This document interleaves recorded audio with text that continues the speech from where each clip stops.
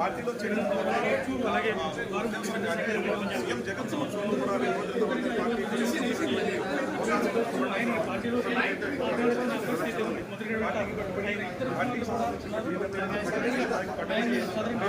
ఉంటా చెప్తాను.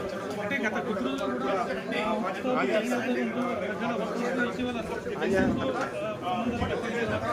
ఖచ్చితంగా నేను చేస్తాను.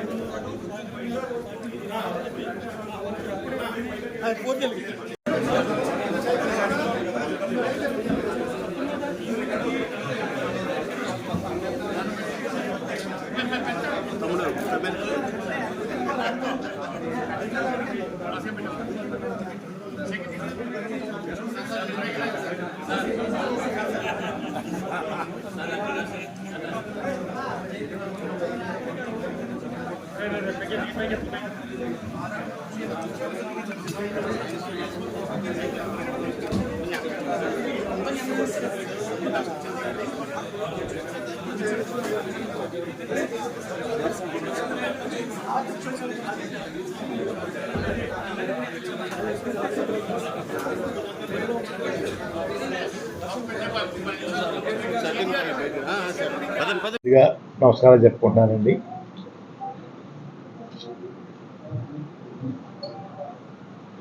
ముఖ్యమంత్రి గౌరవనీయులు జగన్మోహన్ రెడ్డి గారి పిలుపు మేరకు వైసీపీ పార్టీలోకి చేరడానికి నిర్ణయం తీసుకున్నానండి. 14వ తేదీ ఉదయం స్టార్ట్ అవుతానండి. ఈవినింగ్ 4 to 6 మధ్యన పార్టీలో జాయిన్ అవ్వడానికి వెళ్తున్నానండి. అయ్యా, ఆ విషయం మీ ద్వారా నన్ను అభిమానించే వారందరికీ తెలియపరచమని కోరుకుంటున్నానండి. అయ్యా, 14వ తారీఖు అండి ఉదయం 8-9 మధ్య స్టార్ట్ అవుతానండి. ఈవినింగ్ 4 to 6 మధ్యని వారి సంవత్సరం పార్టీలో చేరుతానండి.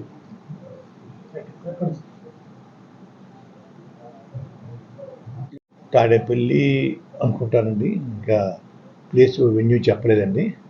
వెళ్తున్నామండి. అయ్యా, ఇంకా నేను ఇంకా పిలుపు ఇవ్వలేదు సార్. అయ్యా, నిర్ణయం తీసుకున్నానండి. మీరు కలవడానికి గల కారణం సార్, మీరు కలవడానికి గల కారణం అంటే వారు పిలుపు మిథున్ రెడ్డి గారి ద్వారాను, కాకినాడ ఎమ్మెల్యే చంద్రశేఖర్ గారి ద్వారాను, గీత గారి ద్వారా, మన కన్నబాబు గారి ద్వారా వచ్చిందండి. నేను కూడా వారికి మద్దతుగా ఉండాలని నిర్ణయించుకున్నానండి.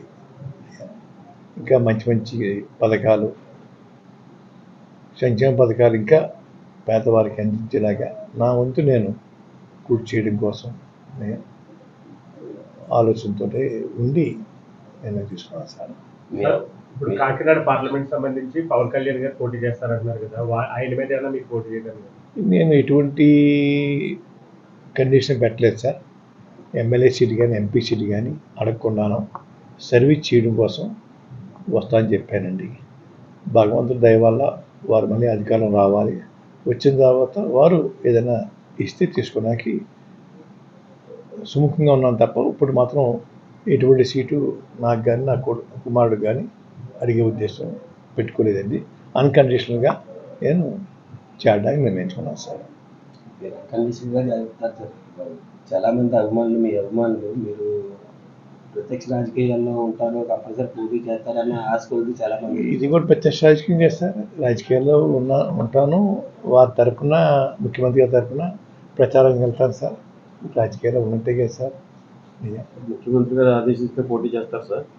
ఎక్కడి నుంచి? నేను చెప్పాను సార్ వారికి, అయ్యా నేను సేవ చేస్తానండి, మీరు అధికారం రావడం కోసం నా వంతు నేను కృషి చేస్తాను. ఎటువంటి పదవి కాంక్ష నాకు కానీ నా కుటుంబం లేదు. తర్వాత అధికారం వచ్చినంత మీకు ఇవ్వాలంటే ఇద్దరు కానీ అధికారం వచ్చినా కూడా నేను అడగనండి, మీ అంతా మీరు ఇవ్వాలంటే ఇవ్వండి అని ఏ కండిషన్ పెట్టలేదు సార్. అయ్యా ఓకే సార్. సమస్య లేని ఇల్లు ఉండదు, పరిష్కారం లేని సమస్య ఉండదు. బంధాలు గొప్పవి, బాధలు చిన్నవి. మీ సమస్యని మేము పరిష్కరిస్తాం. రండి, మాట్లాడుకుందాం.